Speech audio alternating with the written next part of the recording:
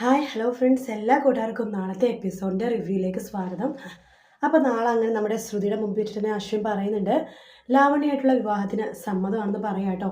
അത് കേൾക്കുന്നത് ശ്രുതിക്ക് വല്ലാത്ത വിഷമം വന്നിട്ട് ശ്രുതി പെട്ടെന്ന് തന്നെ പൊട്ടിക്കരയാണ്. കാരണം കുറച്ച് മുമ്പ് വരെ തന്നോട് വളരെ പ്രണയമായിട്ടും സ്നേഹമായിട്ടൊക്കെ പെരുമാറിയിട്ട് പെട്ടെന്ന് തന്നോട് എന്തോ വലിയ ശത്രുത പോലെ കാണിക്കുകയാണ് അശ്വിൻ. അത് കാരണം ശ്രുതി പൊട്ടിക്കരയാട്ടോ.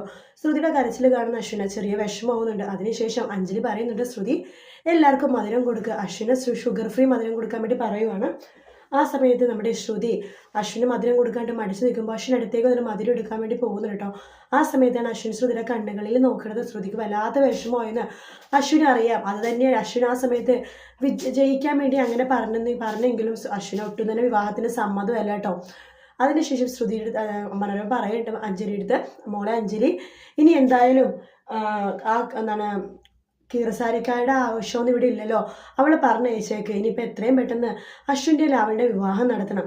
അതിനുവേണ്ടി നല്ലൊരു വിവാഹ മുഹൂർത്തം നടത്തണം, നിശ്ചയം നടത്തണം ആദ്യം എന്ന് പറയാം. അപ്പം അടുത്ത ആഴ്ച നിശ്ചയം നടത്താൻ തീരുമാനിക്കുകയാണ്.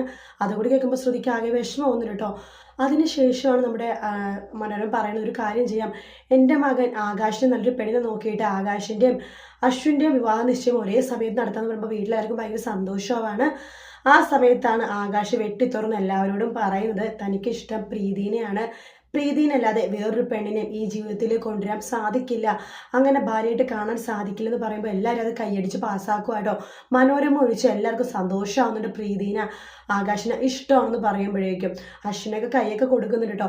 അങ്ങനെ അവരുടെ വിവാഹ നിശ്ചയം ഒരുമിച്ച് നടത്താൻ വേണ്ടി തീരുമാനിക്കുന്ന സമയത്താണ് ഭയങ്കര ട്വിസ്റ്റുകളൊക്കെ നടക്കുന്നത്. അതായത് ശ്യാമ കള്ളനാണെന്ന് ശ്രുതി മനസ്സിലാക്കുന്നതും അതുപോലെ തന്നെ ശ്രുതിയുടെ വിവാഹ നിശ്ചയം മുടങ്ങണതും പിന്നീട് നമ്മുടെ അശ്വിനാണെന്നുണ്ടെങ്കിൽ ലാവണ്യ അടുത്ത് തുറന്ന് സമ്മതിക്കുന്നില്ല. പക്ഷെ ലാവണ്യക്ക് മനസ്സിലായി അശ്വിൻ്റെ ഉള്ളിൽ ശ്രുതി ഉണ്ടെന്ന്. അങ്ങനെ ലാവണ്യായിട്ട് തന്നെ വീട്ടിൽ നിന്ന് ഇറങ്ങിപ്പോണ ഭാഗങ്ങളൊക്കെ അതിന് ശേഷമാണ്. എന്താ അടുത്ത ആഴ്ച അതിൻ്റെ അടുത്ത ആഴ്ചയൊക്കെയായിട്ട് ഭയങ്കര ട്വിസ്റ്റാണ്. ശ്രുതിയുടെയും അശ്വിൻ്റെയും വിവാഹം നടക്കാൻ വേണ്ടി ഒരു മാസം കൂടി സമയമില്ല കേട്ടോ. വീഡിയോ ഇഷ്ടപ്പെട്ടെങ്കിൽ ലൈക്ക് ചെയ്യുക, സബ്സ്ക്രൈബ് ചെയ്യുക, കമൻറ്റ് ചെയ്യുക. മറ്റൊരു വീഡിയോ നമ്മൾ രാവിലെ കാണാം. Good night, take care, bye bye.